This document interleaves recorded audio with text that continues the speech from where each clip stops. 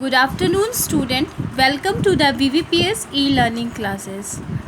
Children, in the previous video, I have explained you about the fundamental rights and the name of the 7 fundamental rights. Today, I am going to explain you the first fundamental right, that is right to equality. Articles 14 to 18 of the Constitution mention this right. So, first of all, I am writing here that articles, ये जो right है ये किस में mention किया गया है, articles 14 to 18 में of the constitution mention this right.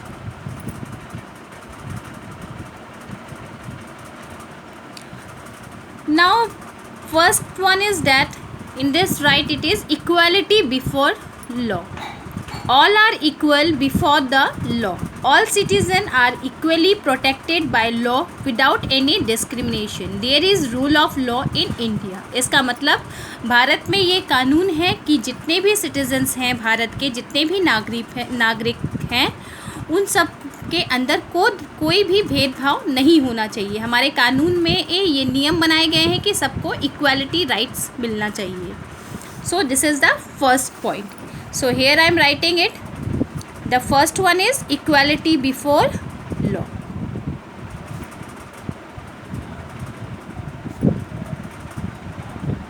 Now we come to the second one.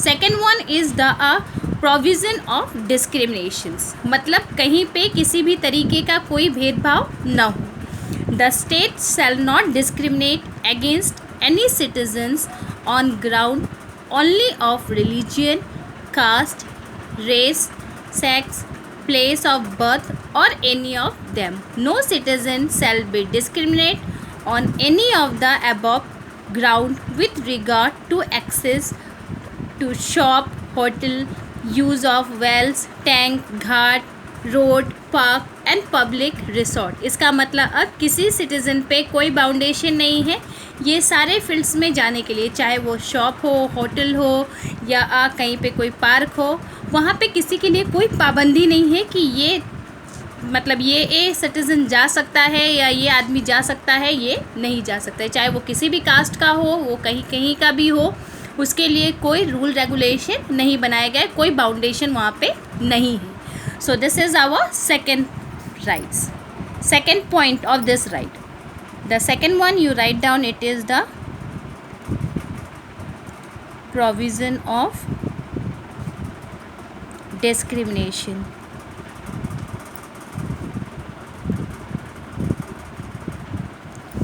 Now we will come to the third point. Appointment to government or public services. There shall be equality of opportunity for all citizens in matter relating to employment or appointment of any office under the state. मतलब अब equality opportunity है सबके लिए, चाहे वो किसी भी cast का हो. No citizen shall be ineligible of any office under the government on ground of religion, race, caste or any of them. However, the government has the right to reserve certain posts or seat for the socially or economically weaker section of the peoples. Economically weaker section का मतलब schedule caste या schedule tribes के लिए कुछ rights होते हैं जो उनके लिए रिजर्व्स रहती है, कुछ सीटें उनके लिए गवर्नमेंट ने रिजर्व्स करके रखी हुई है. So this is our third point. You can write here that the third one is the appointment to government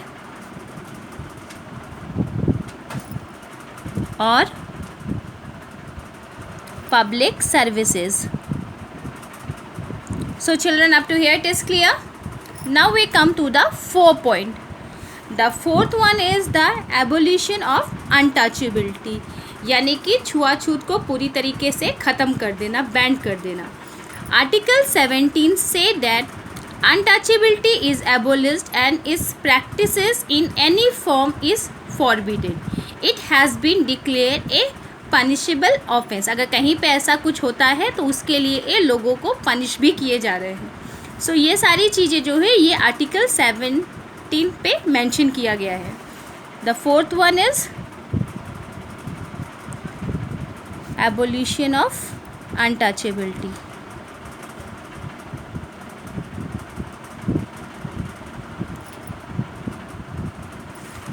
Now our last point is abolition of titles. Articles 18 abolish titles. Titles given by the government during the British rule have been abolished. मतलब British के time पे ये जो titles दिए जाते थे, जो राजा महाराजा होते थे, जिसमें जिनको सर कह के, राय बहादुर कह के, या राय साहेब कह के, या खान साहेब कह के, या खान बहादुर कह के, इस तरह का जो टाइटल्स मिलता था वो पूरी तरीके से बैन कर दिया गया है. The government can honour its citizens by giving military और academic title on the basis of merits. और गवर्नमेंट जो वो उनको टाइटल्स देती है मिलिट्री या एकेडमिक टाइटल्स, वो उनके मेरिट बेसिस पे होते हैं, और ना कि ये सारे टाइटल सब चलाए जाते हैं देश में. So the fifth one is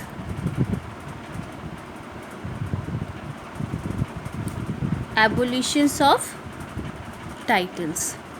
So children, these were the 5 important points of right to equality. Up to here it is clear. In the next video I will explain you about the right to freedom. This is another type of, means the second type of the fundamental right. Thank you class.